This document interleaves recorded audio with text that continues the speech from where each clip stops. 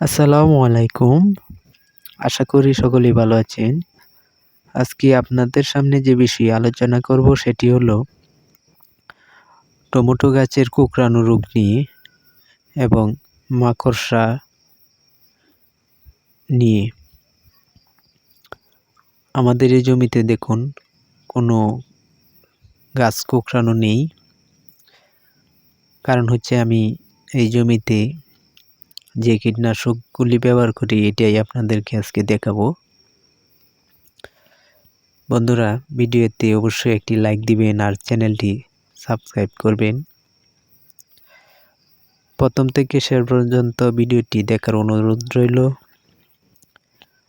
যদি আপনারা টমেটো ক্ষেতে এই কীটনাশকগুলি ব্যবহার করেন তাহলে টমেটো ক্ষেতে কোনো কুঁকড়ানো রোগ আসবে না। দেখুন কত সুন্দর। এই টমেটো ক্ষেতের চারার বয়স আজকে 24 দিন। যা ব্যবহার করি তাই আজকে আপনাদেরকে দেখাবো।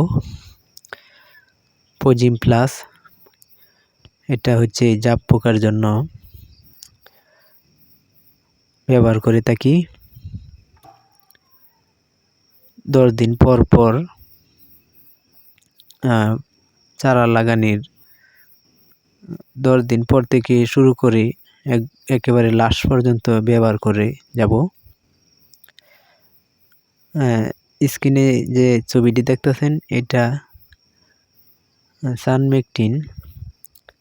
এই দুইটা ওষুধ আমরা একসাথে গাছে দিয়ে দিই। বন্ধুরা, ভিডিওটি যদি ভালো লাগে অবশ্যই চ্যানেলটি সাবস্ক্রাইব করবেন এবং বন্ধুদেরকে শেয়ার করে দেখানোর সুযোগ করে দেবেন। ধন্যবাদ।